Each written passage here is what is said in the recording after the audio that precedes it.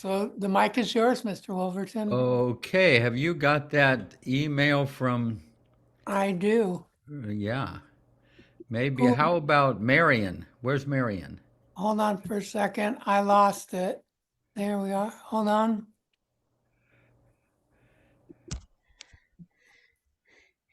Do you want me to Okay. read? Yeah, Yeah, go, give. yeah. Okay. Hold on. Here we go. It's kind of small. Let's see. Can it be any bigger? I don't know how to make it bigger. Okay. Let me see. Can Okay. you go up to font? Well, it's on my Oh, Google. I mean, it's on my internet. It's uh, Maybe I can use my. I'll get close. Okay. Let me give it a go. All right. college try. Dear folks of Baba, I thought to continue with last week's topic that was rudely interrupted by some octogenarian's birthday. No, really, I want to thank all of you from the bottom of my heart. I don't know if you want me to read this, but it's very sweet for your very kind words and touching acknowledgments. I couldn't help thinking during the celebration. Oops. Sorry. Sorry.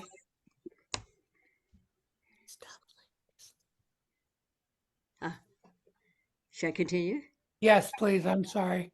What Love Baba has generated over the entire sweep of a lifetime. How fortunate. Okay, it moved up.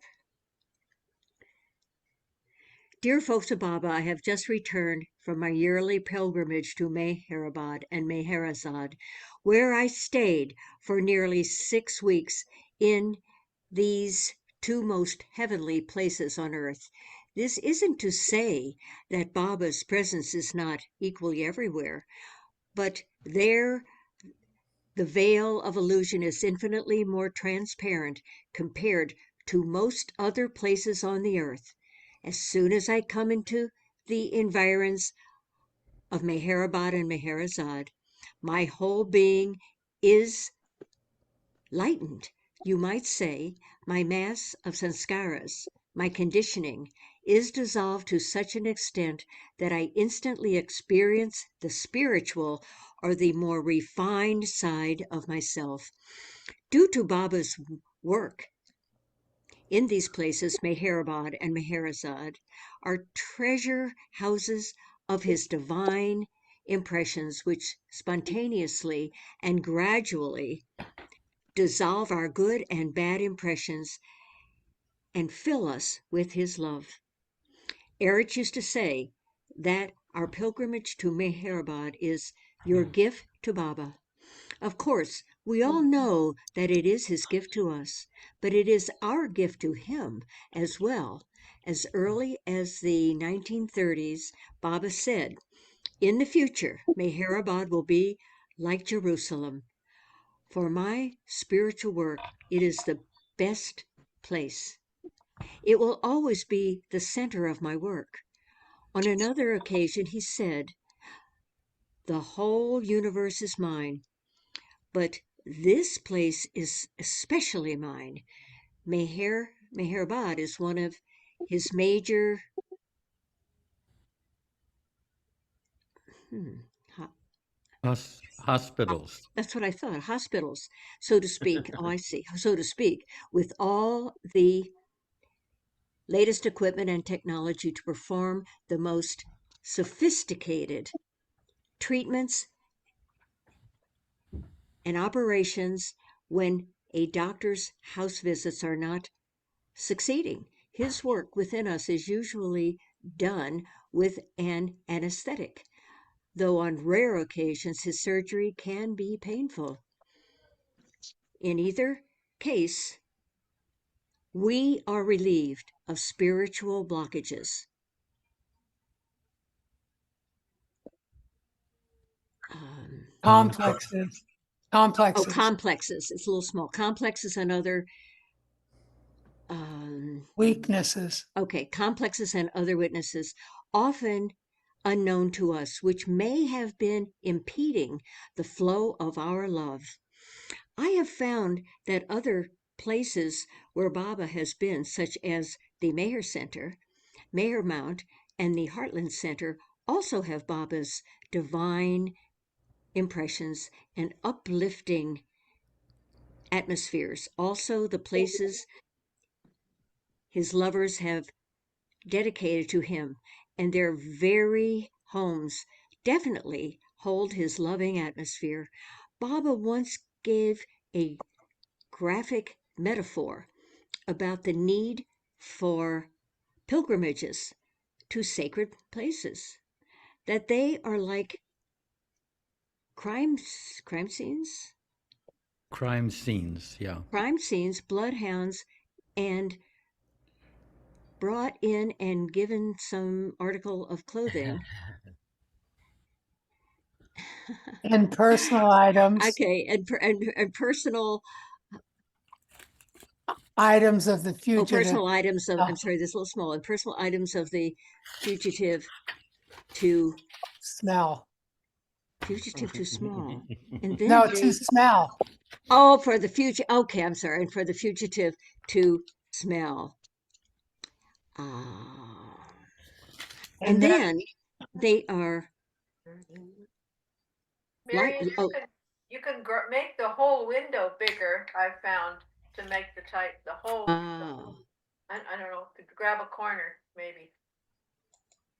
no, Sorry to interrupt. I'm sorry. I've now pressed a lot of buttons. Could someone finish that? Yeah, I'll take it from here. Okay, finish that. Thank you so much. I had to get really close and put major glasses on. So Baba once gave a graphic metaphor about the need for pilgrimages to sacred places, that they are like crime scenes. Bloodhounds are brought in and given some article of clothing and personal items of the fugitive to smell, and then they are set out in all directions following the scent. But sometimes, when they are too far afield, the dogs lose the scent of the quarry and have to be brought back to the scene of the crime. Likewise, Baba says, when his lovers return from Baba places to their life in the world again, over time, they often lose the divine scent and need to be immersed in it again. From time to time, people who haven't been to the center in decades admit that they had forgotten the intimacy of Baba's special loving presence that can be felt here, and they are uplifted in his love. What have been some of your experiences in being in India, the Meher Center, or any other places dedicated to Baba? What effect has it had on your inner life with him? Feel free to share any treasured stories of your pilgrimages. In his love, Jeff. And Okay. I wonder if now- I might be able to get a better print sometimes. So, does anybody want to share any of their experiences that they've had in coming to the Baba places? I see Gail's raised her hand. But somehow we don't see the gallery here, or maybe I don't have it. Yeah, let me hit stop There we- share. There we There go. you are. Sorry. Good. Yeah. There it is. Okay, well I hadn't planned to talk, but I want to talk about a series of times that I went to the Meher Center. It was a time that I was taking care of my dad at the end of his life. And my dad was really demanding on a good day. And it went down from there. And my reward to myself, my self-care, was to come to the Meher Center every 3 weeks for 3 days. So I'd have a long weekend, Saturday, Sunday, Monday. And going that frequently was really transformative, because it was my brother and sister both lived far away, so they weren't very helpful. They were as helpful as they could be given how far away they lived. And so it was really just me dealing with my dad. And I was, it just made a huge difference. It made a huge difference in my life to be there, to be able to count on getting my cup filled by the master, by Meher Baba. And I really, in particular, enjoyed the wooded parts of the Meher Center and walking on the Meher Center. There would be many times I didn't go down to the beach. I went to the beach a lot as a kid. It's not a big deal to me. But the Meher Center is a big deal to me. I was there when it snowed one time, and I stayed in the guest house. It doesn't snow very often in Myrtle Beach. So this would have been 2011, 12, 13, something like that, because my boys were in college. So I can kind of remember when that was.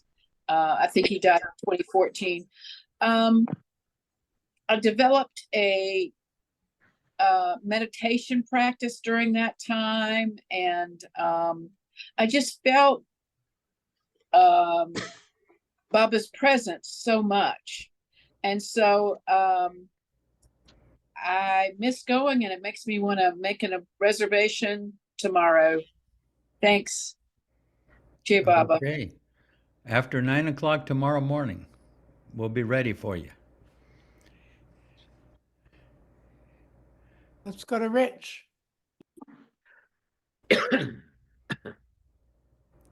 Gail, I was wondering, how did that affect your self-awareness of how the wheels turn inside of you?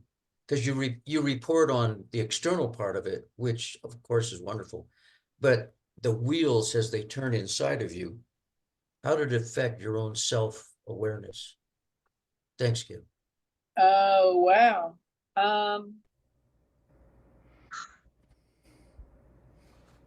would say that was a real time. I mean, I got to spend 5 months in India. So that was another really huge block of time. But for that particular time, I'm trying to think. I had not been a Baba lover, but about maybe 5 years. So it hadn't. So I just think I don't know. I'm going to think some more. I don't really know inner wise, except for Baba was so present, and I never ever thought about missing a time. I never ever thought, well, I'll just stay home for 3 days. I mean, I was always just like a rubber band snapping back. You stretch it out, gets real strung out, and then you snap back and you get into the beloved's presence. I don't have a great answer for that, Rich. Jay Baba. Yeah. Thank you. Anyone else want to venture out? I think we'll jump in. Okay. We'll call on ourselves. You go first. I was just saying to Terry, I went to Meherabad in 2013 to bear witness with Terry, because she had fallen in love with Baba. So I was saying that if I ever wanted to go back to India, it was because I want to get grounded. Everything was so new to me. So when I see things, like when I see streaming live or friends send pictures or tell stories, I try and place it correctly in my head. So there's a part of me that, and it was the first time Baba came into my life. So being now a seasoned Baba lover of 11 years and so old now, I think it would be a different experience. We had a friend's friend from Scotland come to LA, and we took him around all of LA. He had a map of all the places Baba had visited. And he said he was a sensitive. He called himself a sensitive, that he could go to places and feel. And I can't say that I could. I've been to many places that Baba's been, and I've so wanted to feel something. Uh, I I think I don't, what I want to say next, I'm going to be stealing Terry's story. So I'm going to hand it over to Terry and then just nod with her that it's my story too. I love being home, and I feel Baba in my home. I feel like my home is an altar to him in so many ways that I can't tell you that I don't feel it when I go to the center. I feel it. I feel it everywhere I go for some reason, especially now that I'm not working. It's like I get to focus on him so much more and write to him. And I don't know, he's just with me. But when I go to places that he's been, I don't know, somehow it enhances the moment, but I never feel that I'm without him. And when I do, something will happen he'll give me a struggle, so I need to call him in, kind of thing. But yeah, I don't know that I have, like, I loved being in India, but I didn't know a lot then either. And yet I felt very cared for there.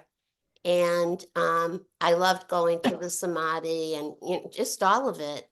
However, it was really hard on me, the breathing and stuff from my asthma.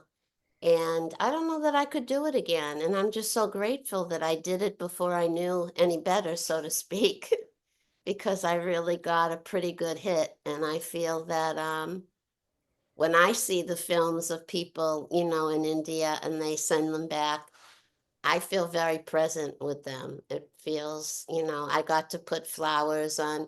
I got to do a lot of stuff there. So I feel like I got what I needed. So I'll send Diane back with you, Jeff, okay? Yeah. All right, let's go to Gohair. Jai Baba, everyone. Hey, Baba.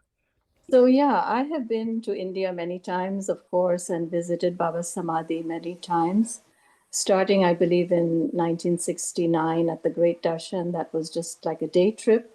And then subsequently, the next year, we spent a lot of time there. We stayed in Vilu's and Saroj's place, and we were there a lot. But out of all the visits that I've been to the Samadhi, the one that stands out the most to me is in 1979. And there was about a gap of 9 years or 10 years where I had not been to India or to Baba's Samadhi.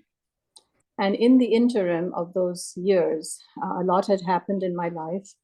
I got married, I came here, and then a lot of upheavals started happening and continued for a number of years until we finally managed to go to India in 79. And I was so full of whatever I had been experiencing at the time, all the turmoil in my mind and my soul, and I hadn't been able to share with anyone. So it was all, repressed. So when we got to Ahmednagar, I remember we were in a taxi. My husband, my young daughter, who was only 18 months old at the time, she was a baby, and my sister-in-law and her husband. So we had driven up from Pune just for the day because time was short, I guess. So I remember the taxi coming towards Meherabad. And the minute I saw Baba's flag on the hill, with the retreat, something happened within me and I couldn't restrain myself. So I asked the driver to stop at the bottom of the hill. And I opened the door and I just started running up the hill. I ran like I don't know, I was I was just in such turmoil at the time. So I ran all the way up the hill. And as I was approaching the samadhi, there is Nanak here who was coming towards me. Nobody else was there. It was a very quiet day. There were no people, just Nanak here. And he comes towards me and, of course, embraces me and says, "Welcome home." And the minute he did that, the dam just exploded. And after embracing him, I went into the samadhi, and I was full on, on the floor, with my head at Baba's feet, and it just came pouring out. I mean, it was like a volcano, if you will. It was just all that emotion, all that pent up feeling and frustration and whatever I had been experiencing. And I sobbed my heart out. I mean, I think you could hear me all over the hill. Anyway, when I was done, my family were all behind me. This was a first visit for all of them. They didn't know what was happening and why I was having this, explosion, if you will. So anyway, it was a very cathartic moment for me, very cleansing. And the feeling it left afterwards was very, very fulfilled, very peaceful. And I felt a great sense of relief, balance. I felt more centered after that. This was after when I left. I will never forget that visit. So I just left everything at Baba's feet. And he really, really, I can't even explain it. It was just like a washing. It was just like a cleansing, an unloading, however you want to. It just was the most wonderful feeling afterwards. So definitely going to his samadhi is very, how can I explain it? There's nothing like it. If you want to cleanse yourself, that is the best and only way to, I think, one of the only ways to do it. Anyway, that visit was amazing for me. So I just wanted to share that. And so, but before I end, I have to also say to you, Jeff, that last week when we were sharing for your birthday, I had researched, what can I, give, what can I share, had gone on. And I know you love quotes. And so I began researching quotes, and I kept coming back to this one particular one, which I thought, Baba just kept bringing me back to this one quote. So here it goes. I will share it now with you, so that I was in the moment. I was all caught up with the emotion of the day and your many felicitations with people. And sometimes I get caught up in all of this and I forget what I have to say. So thanks to my soul sister here who urged me to do this, I'm going to share this quote and I'll end with that. So Baba says, let me just put some more light here.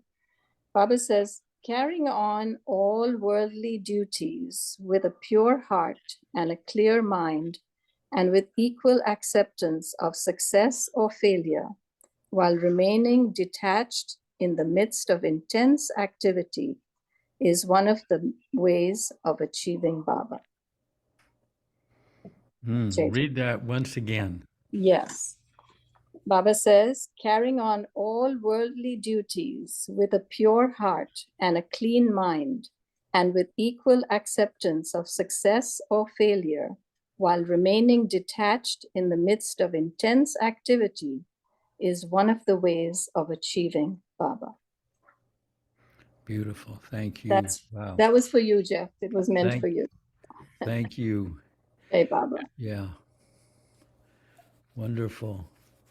Yeah, I was, as you know, I was like totally surprised. Thinking someone is just railroading this whole late night chat. This one guy after another and another, and I thought, oh my God. It was absolutely, I don't know how this community kept from someone spilling the beans, and no one did, and I was around people all day, and they got the memo, and they were completely strict about it. They Yeah, were afraid of Angela. yeah, I know. It's just amazing. Hey, so anyone else want to share any of the experiences that they've had in the Baba places or in their own home, which is a Baba place? Mhm. Or I- these squares. Yeah, When I need a hit of Baba, I come here. yeah.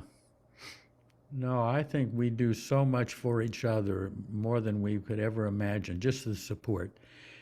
And I've mentioned this before, whenever I've been in India, people will come up to me who um, watch the recordings, but they say that, sometimes it is it's the only Baba meeting that they're able to have because they're in some remote place.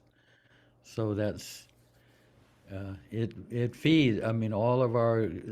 They all know you too. That's amazing. You think you. I mean, they tell me about the different people. Like some sitcom or something like that. But it's better than that. Did It's it during Artie. So. okay. We have Patty Curtis. Well, Jai Baba, everyone, and Whoop! You've gone mute. am I back? You're back. Okay, great. All right, Jai Baba, just happy to be here, and you know, thank you, Goher, for that wonderful story. There are stories like that for me where um, over all these years, I've had a great amount of opportunity to be in his home, and the home of the heart is obviously where he is, but what happens is when I get where his presence has been, my heart expands. And the opening is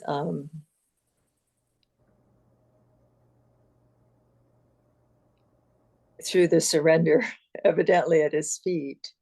And it's always when I have somehow got lost in my life, or life has come too quickly or too painfully, or I get lost in my own joy with it and I forget him. And mostly in the early years, that doesn't seem to happen quite as much now.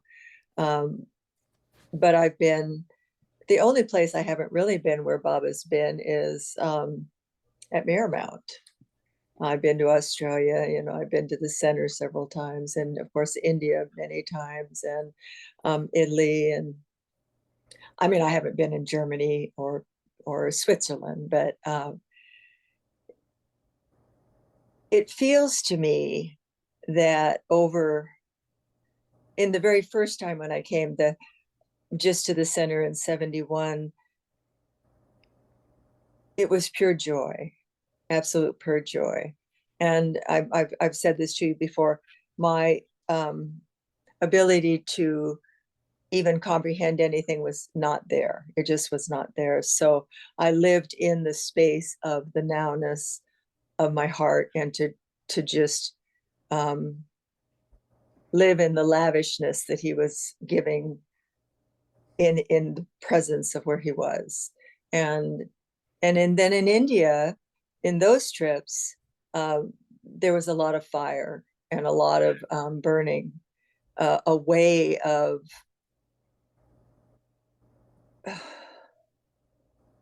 the ego, sanskaras, there was a lot of joy. And I would have to say too, Terry, that, I don't know that I don't think I'll get there again in India, but I was blessed with innumerable trips and blessed with being in you know, in Nargis's home and sleeping on the bed Baba slept on, and in Avatar's abode, and all the places where you could really just know and be receiving that infinite amount of spaciousness and love, and the fountain was full.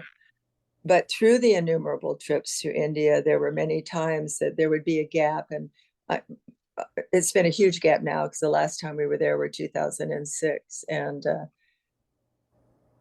and somehow I knew it was my last trip actually there, intuitively, and couldn't understand it. But when we came home, Jim's son was killed, and you know, yada yada, and I'm not bypassing that, but it was just Baba prepared us by having giving us a very, very extraordinary trip there, and riding on elephants down Meherabad, the lane into Meherabad, and celebrating Katie's birthday, and you know, it just too many things to really put into this particular little moment, but that experience with going into the samadhi, running with the torch, and circling the samadhi 7 times, and then laying myself down and absolutely losing myself 100%, and having to be picked up by Jal out of the samadhi because nobody could go in the samadhi until I came out of the samadhi. I was oblivious. And I don't know how to explain. I mean, really, there's no words for it. There was just absolute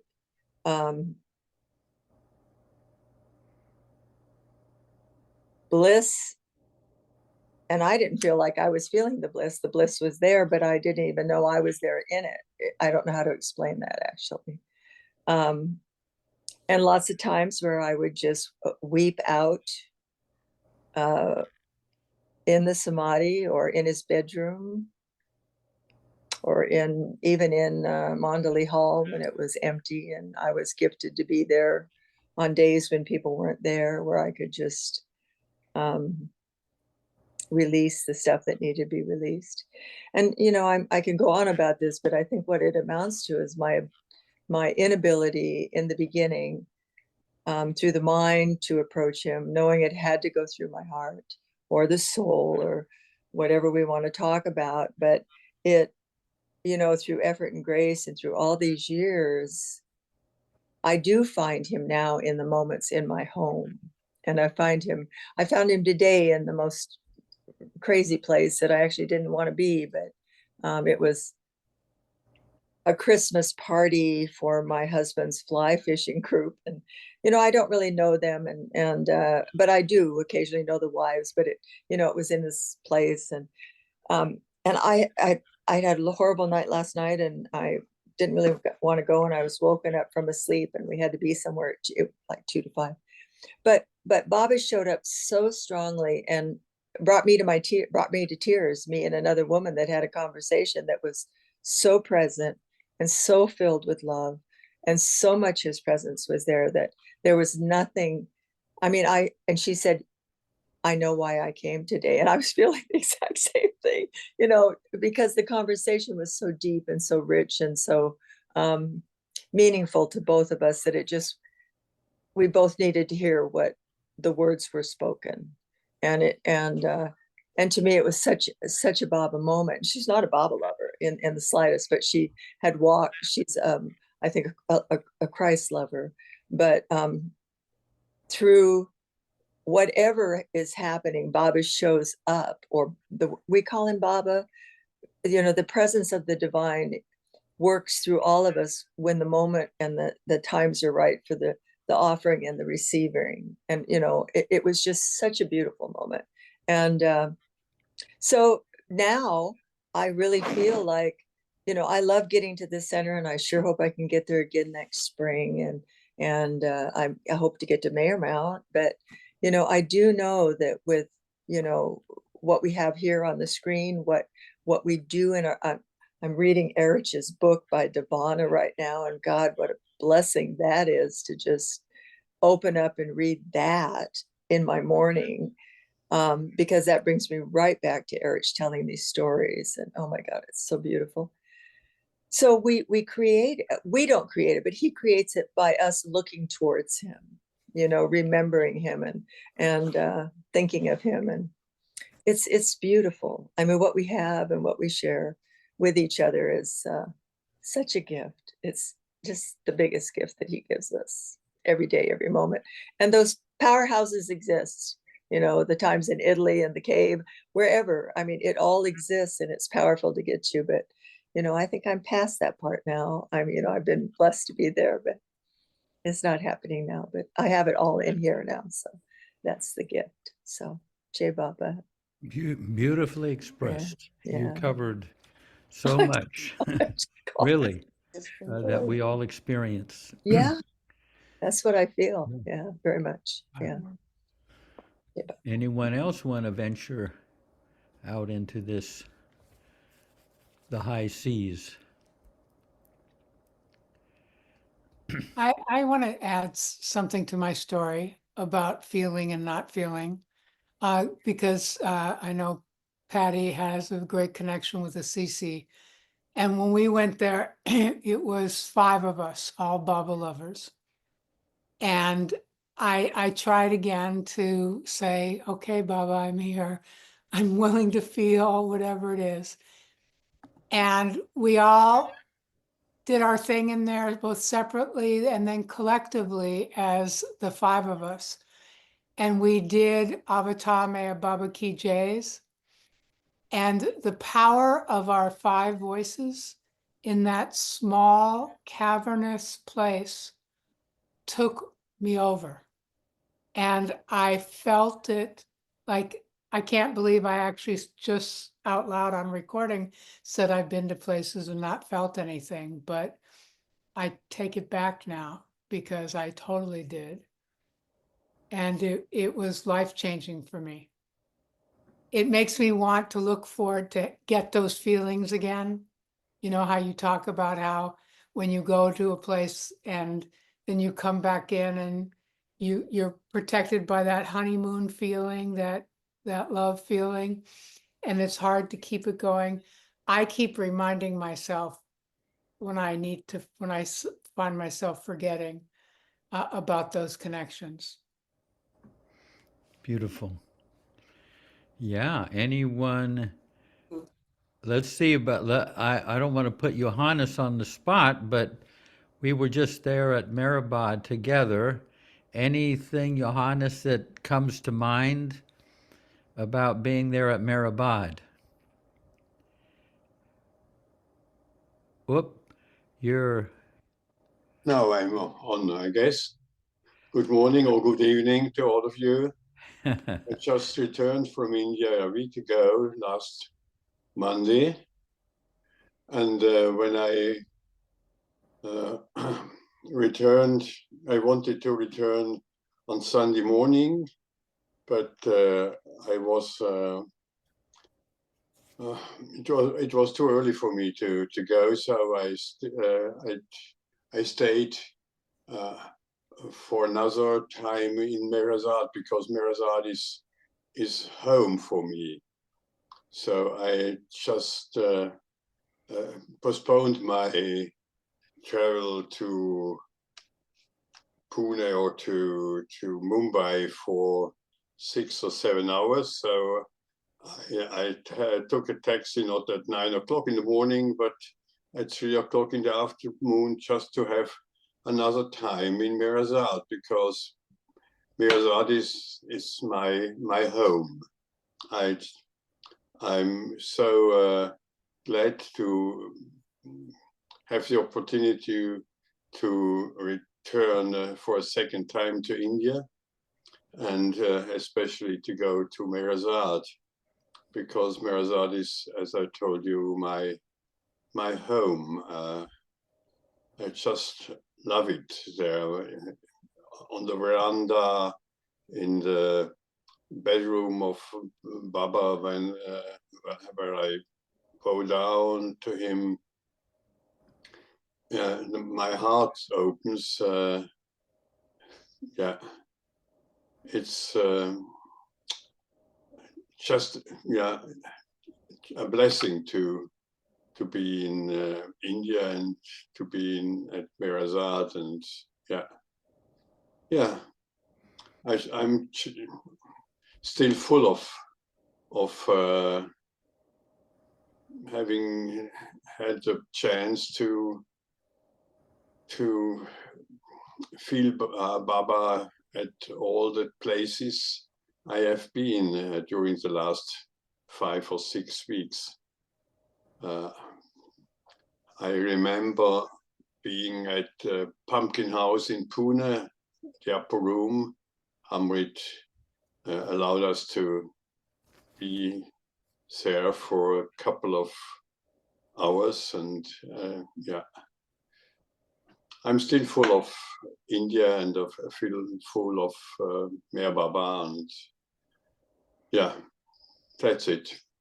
Yeah. Thank you. It was in that upper room there at the Pumpkin House where Baba was while he, right after he was kind of uplifted into that divine state. Yeah. And he was up there kind of in seclusion almost, and putting the food that his mother was giving him into those drawers, and just in another realm altogether. And there you're in that very place that people will read someday in the books, and you find yourself in those very places. It's just extraordinary. How is this? It'd be like being in the manger where Jesus was born, that type of thing. Yeah. Okay. Okay, Marianne, did you want to share too? I got a request that you wanted to share. Who? Mary? You, Marianne. Yes, Yeah. I put my Yeah. hand up. Is that okay? Oh, Yeah. that's Yeah, go ahead. Okay. What comes to me, and it kind of makes me smile to share this, is one vignette. It was when I was in India for the 1969 Darshan, and we went to the base of Seclusion Hill, and I don't remember because that's 55 years ago. I don't remember every detail of this story, but it stands out to me because I had so many lessons from it. We were told not to go up Seclusion Hill, not to go walk on it. And at the bottom where we were, we had some time where we had some like free time, to meditate, sit, visit, whatever. And I, being the original good girl of trying to follow all the rules, and when nobody noticed, there were some trees at the bottom. It wasn't exactly a hedge, but they formed a barrier there. And I burst through that. And I had on these white cotton long pants. And I remember it tore a little hole in it, the tree branch. And I burst out and I got onto Seclusion Hill. And I walked up Seclusion Hill. And I knew not to go to the top to Baba's cabin. But I'm walking up there, and it was a wind. It was so barren, no trees, nothing like that on it, and rocks and stones. And there was a crystal rock. There were so many crystals. I would see these crystals. So I picked one up and put it in my pocket to take with me. And I did all the bad girl things, that are in my unconscious there on, Seclusion Hill. And I hadn't, I always knew, I knew a lot about psychology and stuff, but Baba teaching about, bringing the unconscious to conscious, we're here to do that. So I did that, and I'm standing up there, and there was a wind, a dry wind that blew past me. And you know how it is when it goes past the ears, there is silence. I could hear nothing. That wind went past me like that, and there was silence. So I'm standing in silence on Seclusion Hill with this crystal in my pocket. Now it's time to go back down. So I went back down. I burst through the fence, the trees, and everything. Nobody noticed me at all. And so I just let that be. And when I came back to New York after that trip, I gave that crystal to someone else. I passed it on, and I sometimes think about like that. Where is that crystal? Baba could have stepped on that crystal, I could have walked where Baba walked. So then I learned how much I was guided to let go of the mask of goodness and really be in my inner goodness. And that means the bad girl has to come out in a safe way because she's got at her core a lot of goodness. So thank you. Beautiful. Yeah. Yeah. You know, just as long as you say the prayer of repentance now, you know, every now and then, just to cover for you. Anyone else? I'm going to, uh, I could add something, Jeff. yeah, yeah. Christina, San Diego. Good. Yeah. Um, I was reading your email that you sent, and you mentioned sort of that physical sense or even psychological sense of buoyancy that sometimes people experience after going to um, uh, any of Baba's places. And it reminded me that when I was a child, I grew up going to some of the LA Sahabases, which were in the San Bernardino Mountains, actually at a Christian retreat that they, rented for the weekend, long weekend. But I remember being a child, I came from a large family of 5 kids. We had sort of a big YMCA bus that we drove around in. My dad is Michael Ramsden.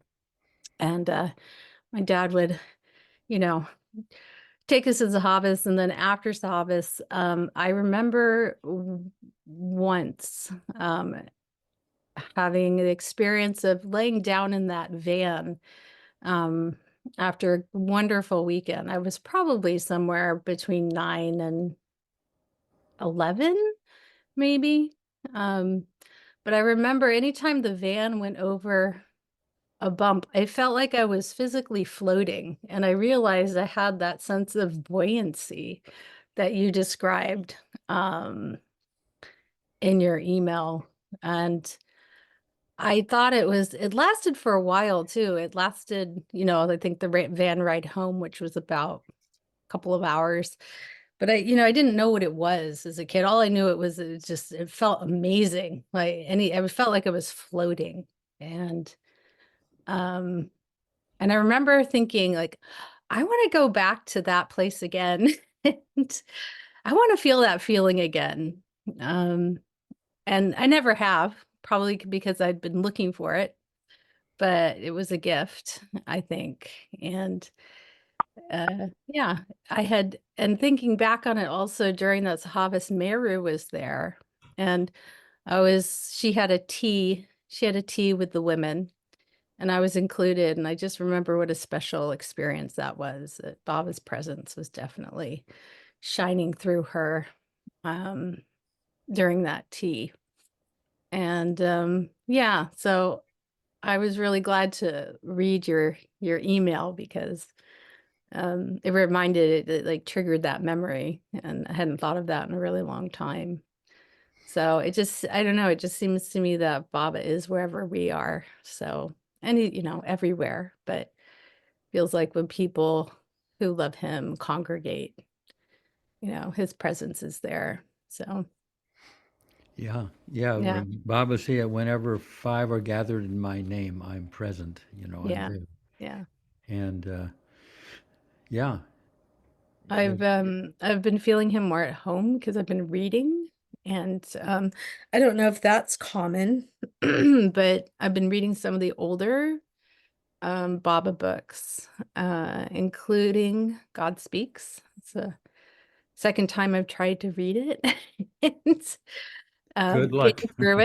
getting through it, but definitely the first time around I felt, I didn't get very far, I think maybe 10 pages in, and I was quite young. But this time around, I definitely feel sort of being that energy, that presence is emanating from the book. And I don't know if that's a common experience. I was actually going to ask people if that's something that they experience when reading any Baba books. But I'm reading this one, which I found. It's an old one. It's called Treasures, which is a very, very good. It's from the Meherabad Baba journals. But I just feel like there are points where like I feel so sort of like bowled over, like I can't continue to read it because I don't know, I feel like I'm in the samadi in a mini samadhi. So do people have those experiences? I'm just wondering. Yeah, anybody want to chime in? Patty, you want to chime in on that? Yeah, Christina, I'm glad you brought that up about the floating. From Rick's Yeah, from Jeff's email. That is right. true. I had that experience on that first trip to, and I've gone to those pilgrim pines in the San Bernardino Mountains, Yeah. the LA Sahara, which were joyous. They were wonderful. Yeah. I do know that floating experience where, I mean, I don't even think my feet hit the ground. I mean, it wasn't in a car like that, but I mean, I Yeah. don't know how I was getting to places. I don't really remember the feet going forward, Yeah. one Yeah. thing about that. So I know that. What I want to respond to you about with the God Speaks which is interesting. Trying to read it alone from 1969 for several, a decade or two, it was impossible for me alone. Mhm. What I Yeah. found very, very useful, if you have people around you and want to read it together out loud in Right. the same room, I Mm. could not absorb it till I heard it out loud and someone else reading it, including myself, in a room that happened. So I've actually managed to absorb it that way. And we actually were not really speaking, conversing in the room, unless it was Baba's words. We could go into the kitchen and get food, was displayed Mm. out, but we would come back in and only hear Baba's words. So that's all we were hearing. And Right. that helped me immensely with that. But it was difficult, honestly, to have my own mind try and digest the words, but hearing them coming to me and me not focusing on reading them was the best for me. That's just, Right. that, and the Portland group did that, well, years in a row. Yeah. That's Yeah. a great suggestion. Yeah. It was really a wonderful thing to do. And then you Mhm. gathered with people. So it's Yeah. very, very delightful. So Yeah. that's what I had to say about that. Thank you. Yeah. Yeah. Yeah.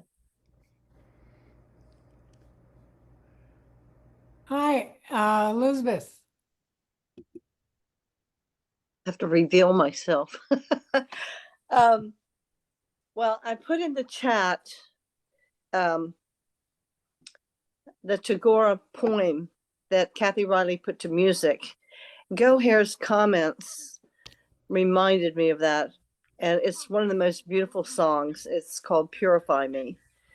And I don't know if that's the experience that Gohair had, but her describing it made me think of that.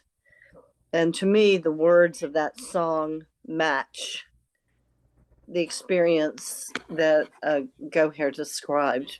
So I put it in the chat so other people could see the words. And the music is just gorgeous. And it's on several Kathy Riley's records, and it's sung in the Baba community a lot.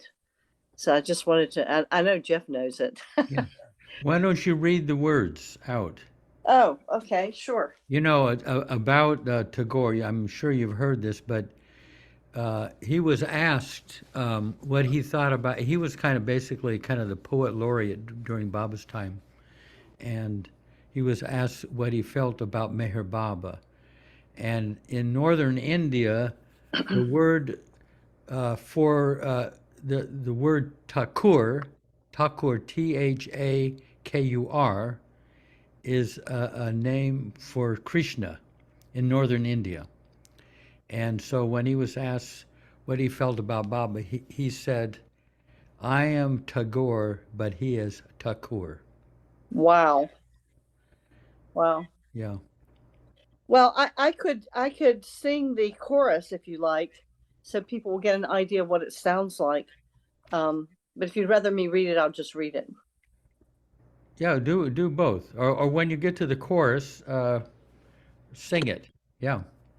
Well, the chorus comes first. Okay. So it goes like this. Touch me, with your fire, Lord. Burn and purify my life. Touch me with your fire, Lord. Purify me. Lift my body, make it your temple lamp. Let my songs be the oil that feeds the flame. Lift my body, make it your temple lamp. Let my songs be the oil that feeds the flame. So then touch me with your fire, Lord.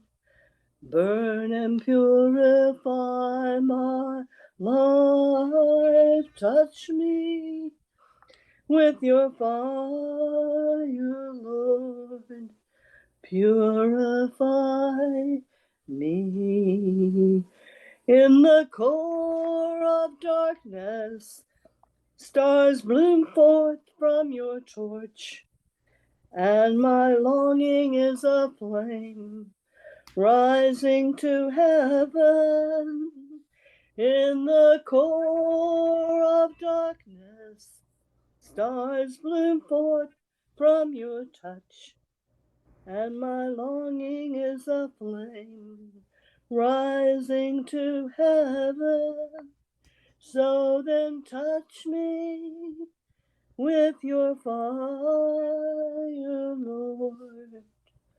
Burn and purify my life. Touch me with your fire, Lord. Purify me. Beautiful. Thank you, Elizabeth. That was lovely. Yeah. Jai Baba.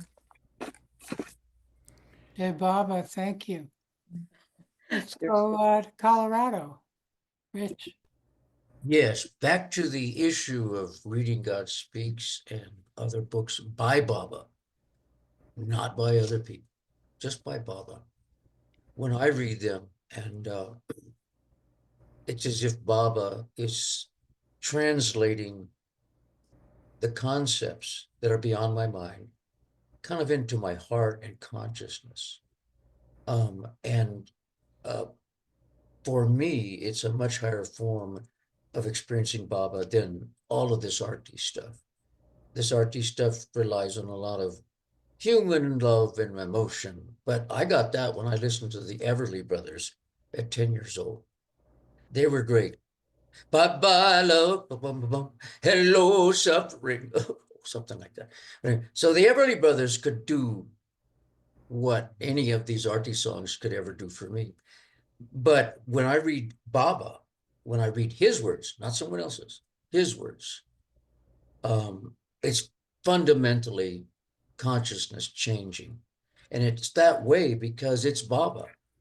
It's not really me reading the material. It's Baba transmuting the material into my consciousness, my soul, my awareness. And that's why they're so important. Otherwise, Baba wouldn't have done it. It's his, just like his name is much greater than Jesus Christ. Who cares about the word Jesus Christ? I don't.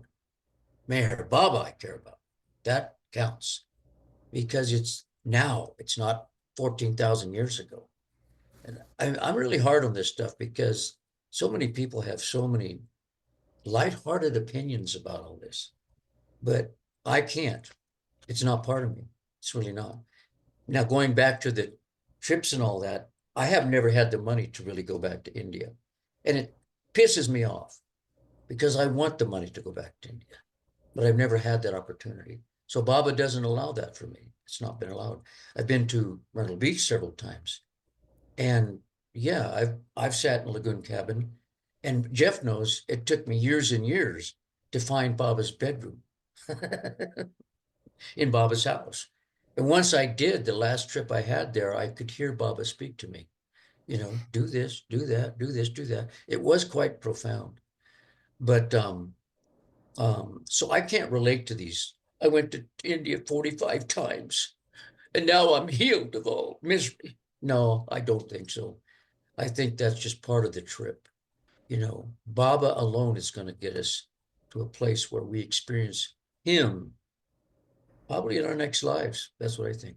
Well, that's enough of me. Thank you for listening. Okay. Thank you all. Anyone else? You know, I'm going to be bad, and I'm going to ask Nicole, who was just, we were just in India together, if she feels like saying a few words about her first time in India.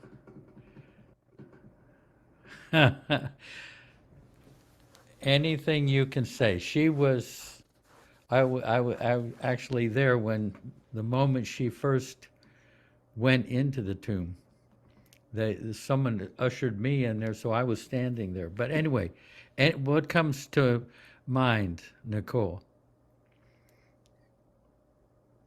Oh, well, I'm still working on putting things into words is difficult for me when it comes to these things. But I keep thinking about something that you say a lot, Jeff, of how he softens us and how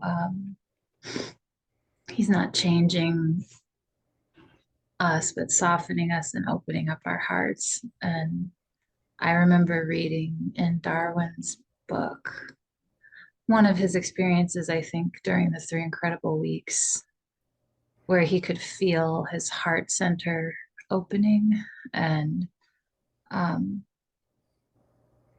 like a physical experience of that. And I remember when I read that, I was like, oh, I want that. I would like to have that too. And I did have an experience like that there. I mean, the whole thing is kind of like that.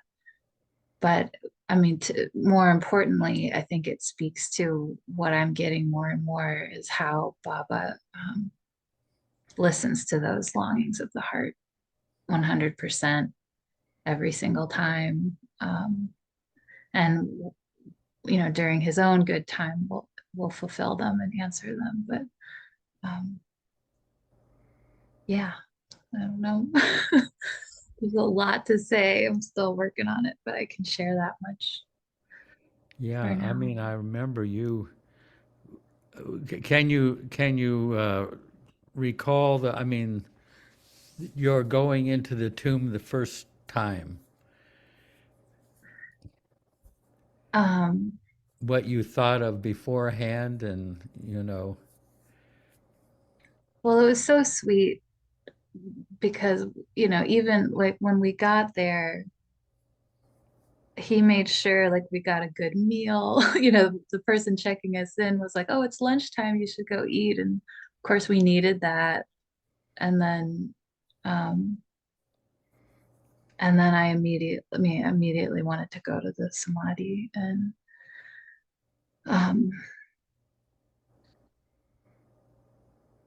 I had the most loving, wonderful entourage to escort me there. And I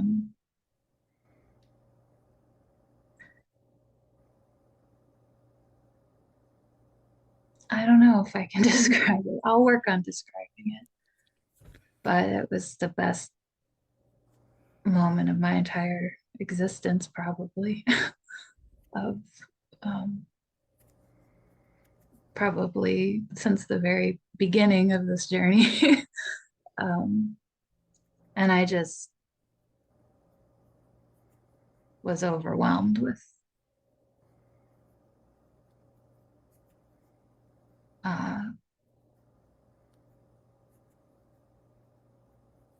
this love that we share between us. I was actually thinking of the first time I ever went to the Myrtle Beach Center by myself. This story keeps coming back to me, and I had been there before with others, but it was the first time I sort of needed to go and went by myself, and that was kind of a different big deal kind of thing for me. and getting there, and kind of the same thing. It was dark, it was late, and I was kind of tired, and I sat down in my chair in my room and just immediately, like, I needed to go to the lagoon cabin. And that means so much to me, you know, having that need is from him. And it's the most wonderful, precious thing. I remember the need to go to India. I remember that moment. And it's from him too. And then, you know, going to the lagoon cabin in the dark and going in and just collapse. You know, that was one of the first times I ever just fell on my knees and bowed down because I needed to, and just was transported away from all of this and shown how illusory it is. And I remember on that trip, everybody at the center kept asking if it was my first time. And of course, I had been there several times before, but you know how those things are where people keep saying things to you. And so I think there was something about that being kind of a new beginning for me with my relationship with Baba. But anyway, yeah, hopefully that's a good sharing. Beautiful, beautiful. And hey, you know, toward the end of this, at the very end, if you want to take out your violin, and you know, before we have a silence, you know, play something. You're more than welcome. Sure. Yeah. Well, that's a good, yeah, that's a good example of Baba too, is starting the beginning of the trip in India with sitting at Arti kind of shaking and feeling really nervous about playing violin, to the last Arti where I had that love flowing out of my heart and felt completely at ease. And, you know, that's what he does. So, yeah. But yeah, I can Beautiful, yeah. go grab You know, that. just this comes to mind. There was a woman who was here for the first time this last week, and I mean, just among other things, she said, you know, I always have this feeling of anxiety in my body, but I haven't felt it at all since I've been here. I mean, that was kind of just one thing that can happen here at the center. I mean, she says, I have not felt any anxiety in my body the whole time I've been here. This is a, you know, person's brand new to this place. So that was lovely. Well, thank you, Nicole. That was beautiful, what you said. And we're kind of winding down, but I see Janet's got her hand up. Yeah, I just wanted to say a little bit about my first trip to the center that was back in the late 80s. And I've known about Baba for close to 20 years, but I just life didn't present that opportunity for me. And in those days, Kitty saw everybody. So I went to see Kitty at the beginning, and we started to have a conversation. But then the piano tuner came. And so she said, you can go sit on the back patio, and I've got to take care of this guy with the piano tuner. And I'm like, okay. I mean, I was like, even though I'd known about Baba, I was like totally green behind the ears in terms of the community, right? And so I went and sat in the back patio, and yeah, Baba's presence just arrived. So I just figured that's what happened to everybody. And you sat on Kitty's back patio, and then Baba arrived.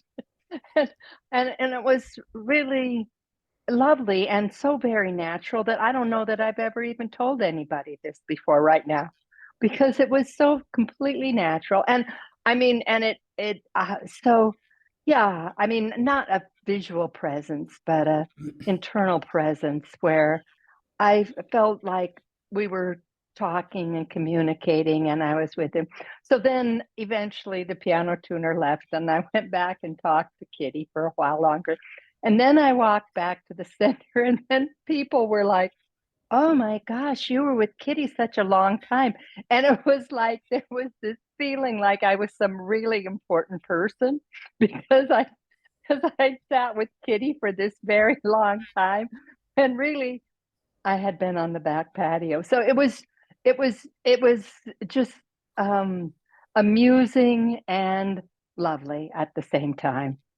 And so that was my first trip to the center. You know, I could tell who had come back from seeing Kitty because they would just be in a glow. Yeah. You could tell who had just gone to see her.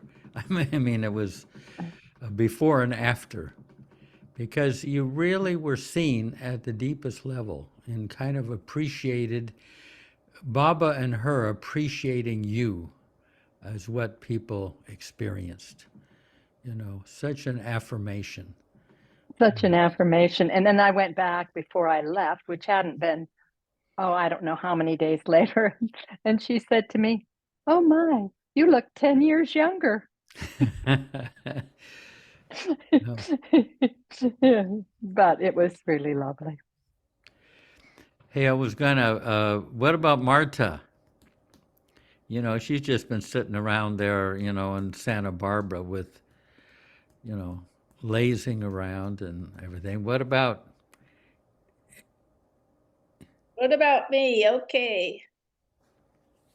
Well, I was thinking which ones I want to share. I think I'm going to go to Meherabad. Because I've had such a fortune to live so close to Meherabad. And before the pandemic, I would almost go every week. And the special part that I wanted to share is that my last name is Flores, which is flowers in Spanish. And I don't know when I got the idea that Baba gave me the idea, but I always buy 2 or 3 bouquets of flowers when I go up to Meherabad. And then when I get there, I usually cut most of the flowers at the head and make arrangements around the heart rock where Baba sat. And then I go over to the fireplace that's left of the room where Baba gave darshan, and I arrange it. So that's one thing. But the thing that's gotten deeper through the years is that I realize that Baba's given me the creative opportunity to express myself. And usually, hardly nobody's there. So I can do whatever I want, however I want, in any way that I want. And it's become a very intimate ritual with me and Baba that I love. And I'm saying it too because I always felt that I wanted to put it out in the community, that it's such a beautiful experience to take a flower or flowers to Baba and put them wherever you want to. I don't think people think of that very often, and it's so much fun to do. And so many times that I've gone to Meherabad through the years, I would go when there's not a lot of people. Now, Meherabad doesn't ever have a lot of people, but on special occasions, people come. But a lot of people is a relative thing depending on your personality. But I've been able to go up to Meherabad when it was just myself and the caretaker, and then go out to the tree and arrange the flowers and sit with Baba there. And sometimes it's overcast and windy. Now, before the fires, when the beautiful canopy of the old tree was there, it was heaven. It was like being in a cocoon of Baba's love. Since the fires, it's a different experience, but now there's a whole orchard growing around the tree, and the tree's still there, but it's a different experience. Now I can decorate around the tree and the little baby trees. So, it just kind of goes on and on. The other thing I wanted to share that I had forgotten about until Goher told her story. I realized that many of the times I've gone, well, in the old days, I haven't gone to India in 20 years, but in the old days, I went several times. Most of the times I've gone to India has been either I was madly in love with some guy So I went to India first time. I was brokenhearted by a guy, went to India. I was chasing somebody else, went to India. So I have these relationship things. But the reason that Go Hair story reminded me of it is because one time I remember I was just demolished and brokenhearted by betrayal. My best girl, one of my best girlfriends had moved in on the man I had been with for a long time. And so they went off together and I was demolished and I went to India, something like that. I could barely get from the car to the samadhi before I just collapsed, weeping. Oh my God, I just cried and cried and cried. And I didn't remember it until Go Hair said she was, upset and had gone to the samadhi. And go, oh my God, that was me. I was there. And then I was so grateful to Baba right at this moment that I'm not there anymore. It's done, it's gone. All of that stuff that was so much anguish in my life of relationships. For now, it just seems like it's another, 10 lifetimes away. So that was one of my experiences. Is somebody else waiting? And then could I share one more, Diane? Definitely. I shared this. Richard said yes. Okay. I shared this on my story of Baba, but I wanted to share it again because I keep forgetting about this. The other day I was watching a Baba video with photos of Baba and music, and I turned the music off and just watched the photos. And there was the old samadhi with the old photo, remember? And the lantern on the samadhi inside. Just the lantern. Nobody was there, no other lights. It was that dim, gorgeous glow, in the early morning. Baba's old photo and that lantern. And that was my experience that I had. And one of the times I went to India, I'd get up early and go and be the first one up there to clean the samadhi. And when I got up there, no one was there. The door was open. Mansari was not there. The night watchman wasn't there. No one was there, which is unheard of. And I stood there and I looked around and go, well, nobody's here. That's so strange. And then I looked in the samadhi and Baba said, well, I go, oh God, should I dare go in by myself? Anyway, that was my moment of glory. I went in and I was with Baba in his samadhi with that beautiful lantern. I remember that. That's all there was, no other light. And it was just me and Baba. And I lay down completely prostrate. And then I got on the samadhi and I did the whole thing, the whole shebang with Baba. I love to do it all. And then I just sat there and I thought, oh my God, Baba, thank you. I get to be in with the creator of the universe by myself at his feet. God, doesn't get better than this.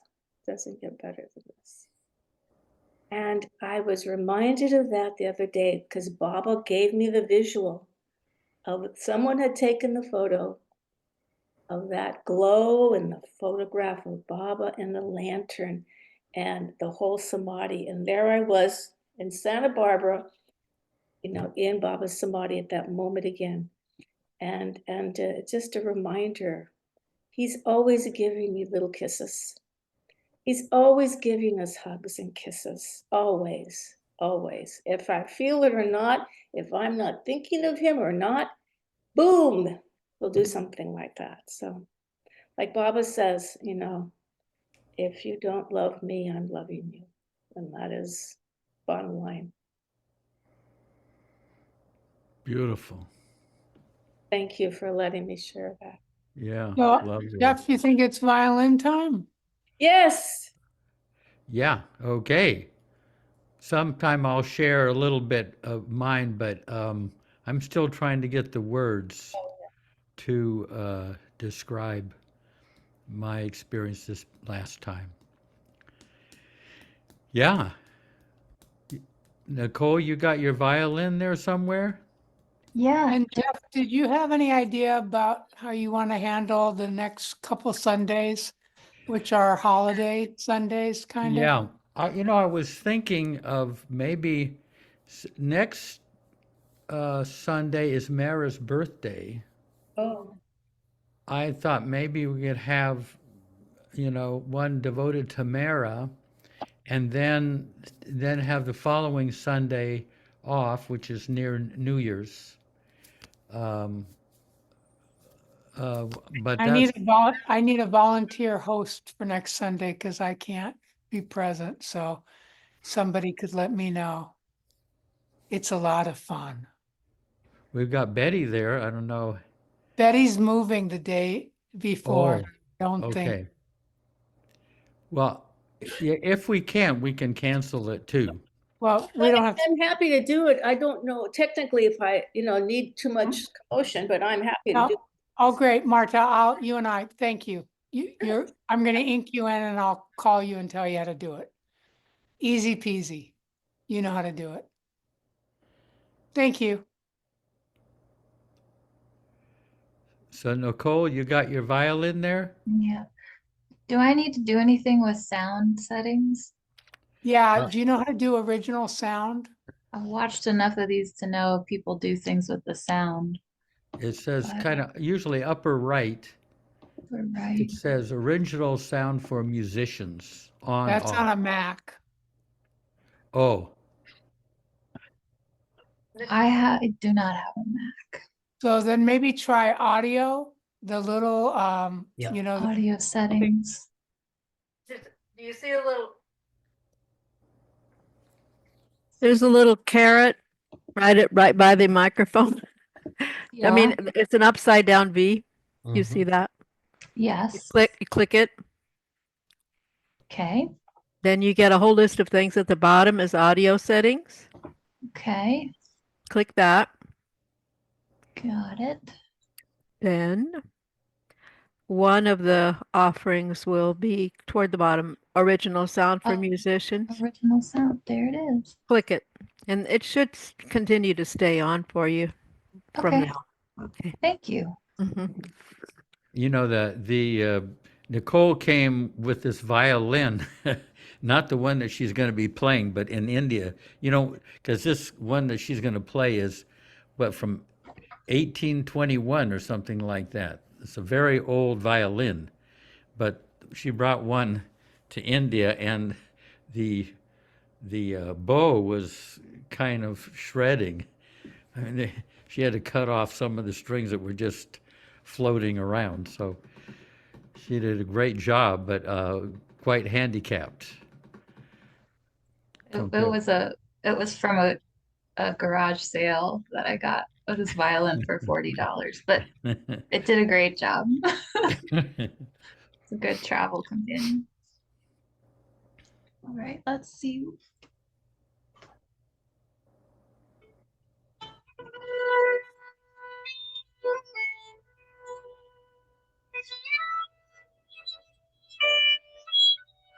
I don't think it's working.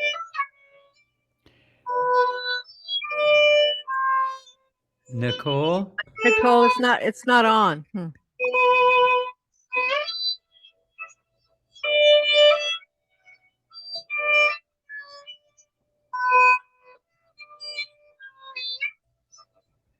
Nicole, Nicole. Hey, Nicole? Oh,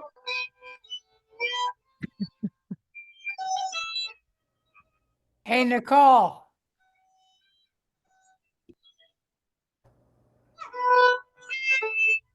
Nicole. Oh. She's floating. Why can't she hear us? She's absorbed in the music. That's my favorite Baba tune. That's my favorite.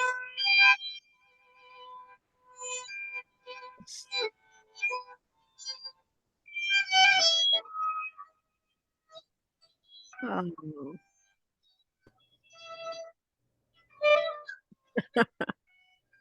She looks so beautiful, though, doesn't she? She really does. Oh, Hey, Nicole, unfortunately, I don't think your original sound took. well, So Can trying to hear get your attention. Do you I- mind going back? can we It's go? everybody's like favorite song, so we're not letting this go. Can you I see if heard talking, but I was like, I guess I should just press on. Yeah. Well, let Betty kind of, but Betty, run her through that again. One more time. Okay, Okay. so you click the carrot, I got the carrot, I got audio audio settings. settings. I have original sound for musicians. Now there's 3 sub options. One says high fidelity music mode, echo cancellation, and stereo audio. And then there's a live performance audio. Go for Do you- that one. Try the live performance and then just play it a little bit and we'll tell you Okay. whether you got it right. But let me ask her, is your original sound, is it clicked? Is it Yeah, selected? it was clicked during that Wow, I don't know what to say about that. pantomime performance you all just enjoyed. Yeah, we got the idea. Try your violin right now and see if we can hear it. Okay. Mm. Oh, good. You got it. That's working. All right. Yep. Will you do it for Wow. us? Because it's like our favorite. encore? What's your favorite? The What one you you're playing. played.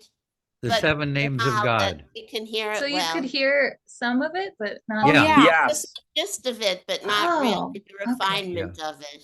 All Yeah. right. So, Thank okay, you. well, if it doesn't work again, I will pay attention to the voices this time. Yeah, It I'll should No, do work. that. It should work this time. No, it's Okay. working now, honey. Yeah. Okay.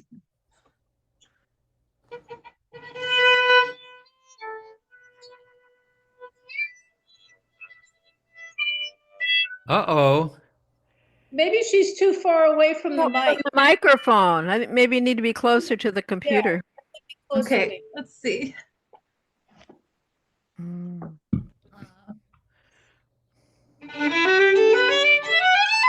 Okay, okay. Yes, perfect. Yeah.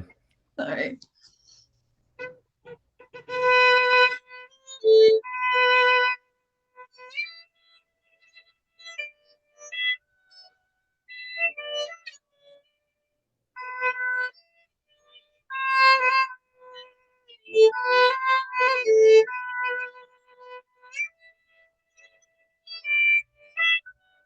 The high notes are dropping out.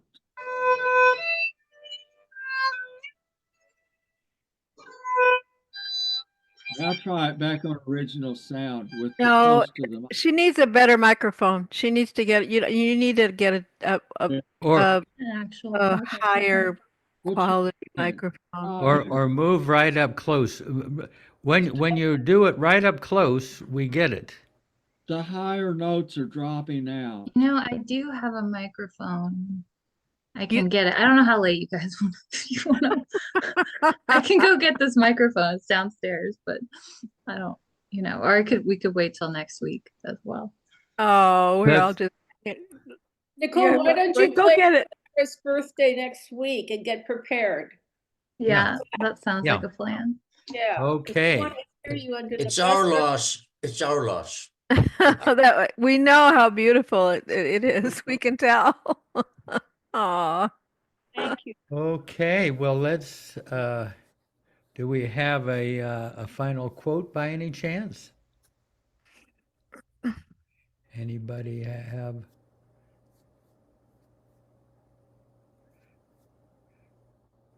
Marta, Here's one that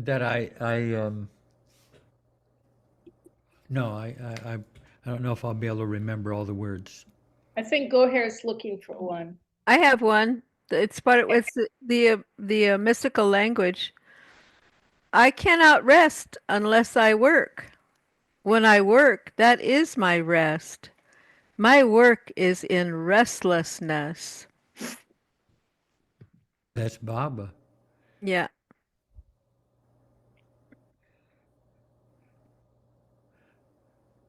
And let's see if we can get one more. Goer, did you find something there?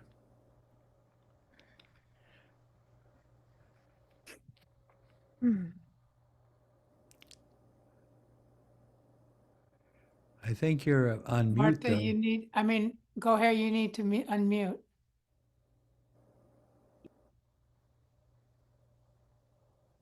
Yeah, so there's one that's one of my favorites. So let me see if I can find that real quick.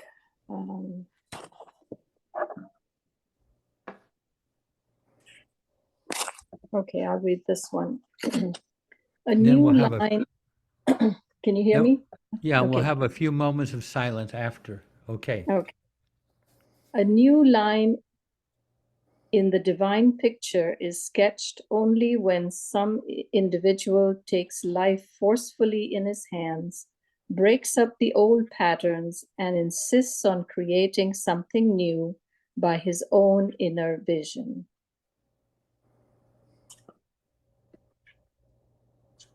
Can you do that again? Could you read again? Yeah. Sure. A new line in the divine picture is sketched only when some individual takes life forcefully in his hands, breaks up the old patterns, and insists on creating something new by his own inner vision. Very good. Hey, Baba. And Betty, would you repeat yours too, if you didn't lose it? No, it's here. I cannot rest unless I work.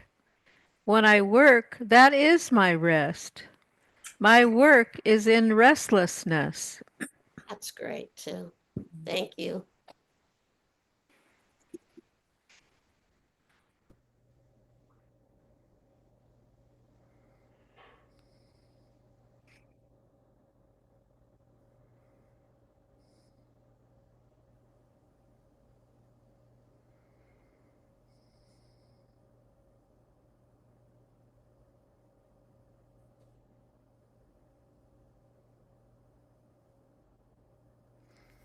Jai Baba. Thank you for all of you for sharing. Yeah. That was a stunner, Go Hair. Boy, I like that quote. Wow. Thank you. Yeah. Yeah. I know it's like a proactive approach Yeah. than just waiting around for Yeah. realization. Yes. That's where you can change your fate. That you have in your Yeah.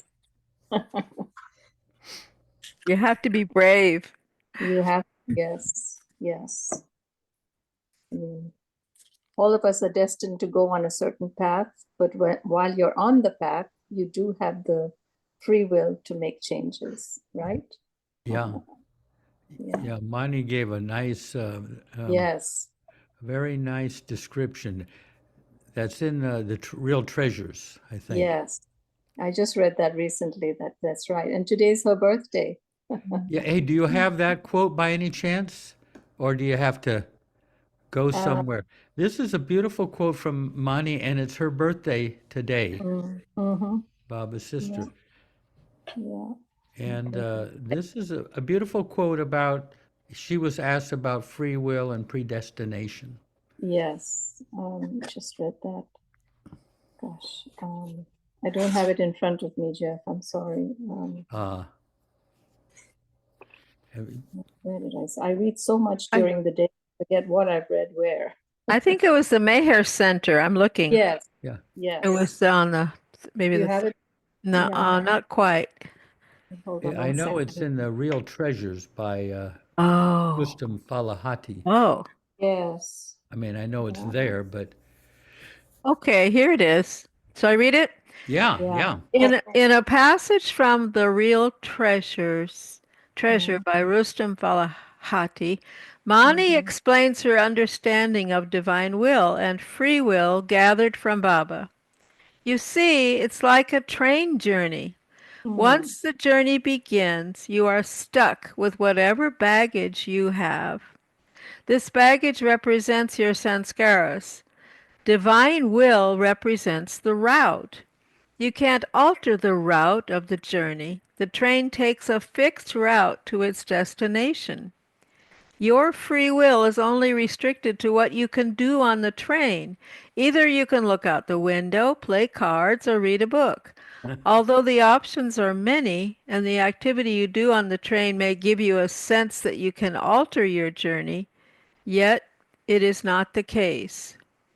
Your life, the beginning and the end and the route it takes, is fixed by the divine will. What you do on the fixed route is your free will.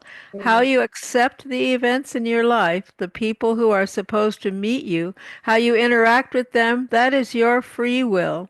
It is this free will that will decide your next journey and the baggage you will carry on it. So you see, there's very little one can do to avoid the major events, whether they are mishaps or successes from happening. These have already been ordained for you based on your past sanskaras or actions of your past life. However, there is one thing you can do: accept these events joyfully and gracefully, filling up every moment with Baba's remembrance.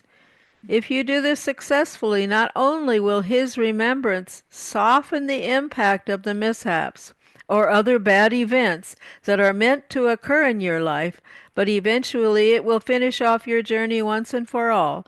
It will take you to the final goal of all journeys, after which you have to journey no more. Wow. Yeah, I just found it. Beautiful. Okay, well, folks, we'll see if we have something next week. Otherwise, have a very Merry Christmas and everything. And so we'll see. I'll be in touch. Thank Okay. you, Jeff. Yep. Thank you, Jeff. Thank you, Thank you, everybody. everyone. Jeff, Thank you, Jeff. Thank you, And Jeff- Nicole. Gorgeous Jeff, music. book Yeah. yourself for a time to tell your story. Say that again. Oh, Book yourself a time in the Well- new year to tell your story. When you're If I ready. can, if I can get it into words, we'll see. Yeah. Yeah. All right. Thank you. Thank you, everyone. Jeff. hey, Baba. Bye. Yeah. Jai Baba. Jai Baba. Avatar, Mayor Baba, keep Baba Jai. ki jai. May Baba ki jai. Jai. Avatar, may Baba Baba ki ki jai. Jai. Avatar, Jai may Baba. Baba ki jai. Jai Baba. All right, good night all. Night. Thanks, Diane. Yes.